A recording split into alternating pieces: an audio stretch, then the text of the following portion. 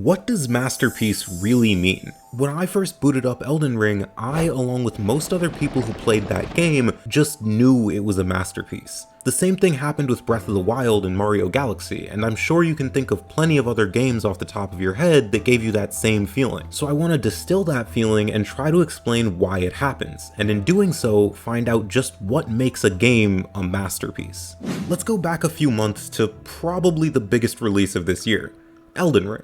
Most people consider Elden Ring a masterpiece, and it's not hard to see why. I go back and forth on whether or not Elden Ring is the best open world game I've ever played. I really struggle to think of an open world game with such high quality combat, endless customization, and a seemingly infinite world that expands far beyond what I thought was possible. Each and every time I believed I had reached the last area, the game drops another one the size of Skyrim. Okay, maybe not that big, but that's what it felt like due to all the content that FromSoft managed to pack into this game. But the important thing to consider here is that it's almost all high quality. Every single weapon you find has a use. Every single enemy you fight brings a new challenge to the table. And speaking of those enemies, the methods by which you can use to dispatch them are just as viable as they are endless. All in all, it's one of the most high quality open world games ever made. In a similar position, we've got a game that was released over a decade ago on a different console by a different company that received the exact same title of masterpiece. Mario Galaxy is widely considered to be one of the best, if not the best, 3D platformer of all time. There are 120 different missions that you can go on in 42 different galaxies, and the level design here is just textbook. It really does feel like you're playing a game made by true veterans of the industry, and, well, you are. Every single different mechanic in this game feels so well thought out, and as a result, the entire game is a joy to play. But I'm not sure that's enough. I mean, I think every masterpiece is a good game, that kinda comes with the territory, but it feels like there's more to it than that. Quality is important, but a masterpiece isn't just a high quality game. There are a few other things that go into it. Let's look at something like Breath of the Wild. There is nothing quite like this game. Well, at least at the time, there was nothing like it. Breath of the Wild showed us what it's like when a game is truly and fully free. And to be clear, I don't mean open. I mean, we've had games like Skyrim, another game that often receives the title of masterpiece. It was the go anywhere, do anything before Breath of the Wild was even an idea. However, the difference lies in traversal. Breath of the Wild's mixture of climbing and gliding in this fully open world creates a gaming experience unlike anything we've ever seen before. See, freedom isn't just the ability to go anywhere like in Skyrim.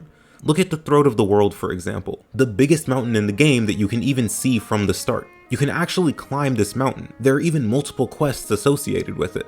But the difference between this mountain and, say, Satori Mountain in Breath of the Wild is that there's a set path in Skyrim. In Breath of the Wild, you can climb the mountain in any way you want, and that puts so much more emphasis on the actual climb itself. This lends itself to a far more visceral feeling of exploration that doesn't really exist anywhere else. But this wouldn't even work if stamina didn't exist.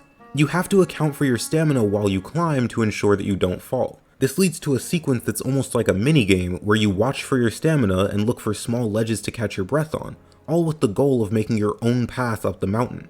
This effort is then rewarded with an exceptional vantage point and the ability to fly to anything you can see, from shrines to enemy camps to even the subscribe button. And man, gliding in this game is just phenomenal. The glider might be the best mechanic in the entire game. It's this unique one-of-a-kind feeling that helped Breath of the Wild stand out not just as a Zelda game, but as an open world game as well. And it's this individuality that we can find in nearly any game labeled a masterpiece. Final Fantasy VII was effectively Ocarina of Time but for RPGs. It literally added a whole new dimension to the world, and at the time, if you wanted a 3D RPG of this quality, there really wasn't anywhere else you could go. Being one of a kind allows games like these to stand out among their contemporaries. They just feel different in such a way that you know it's a masterpiece when you play it. And it's in this distinct nature and style that these games are able to accomplish the third criteria for being a masterpiece. These games can change the world. Minecraft is one of the most influential, world-changing games ever made. There are dozens, hundreds, maybe even thousands of games that wouldn't even exist if it weren't for this one sandbox from 2011. The influence this game had on the gaming industry really can't be understated. I mean, there's an entire genre of block-based games. Is that what they're called? Is there a name for all those Minecraft lookalike? I don't know. This is getting off topic. Not only has it created a new genre, but it's also the highest selling video game of all time, which isn't much of a surprise considering it's on more platforms than Skyrim. It's an endless game that emphasizes creativity above all else, and as a result, it appeals to an overwhelmingly wide audience. From people looking to explore caves and fight monsters, to people who just want a more laid-back experience filled with building cool stuff. It's thanks to this emphasis on creativity that we have things like custom maps and minigames. And of course, you can't forget mods as well, which can literally turn this into a different video game altogether. Minecraft is such a special game because it's only truly limited by the creativity of those who play it. But we can go back nearly 40 years to the first ever widely successful JRPG, Dragon Quest. A game that not only spawned one of the most successful series in gaming, but also laid the groundwork for nearly half a century of game design.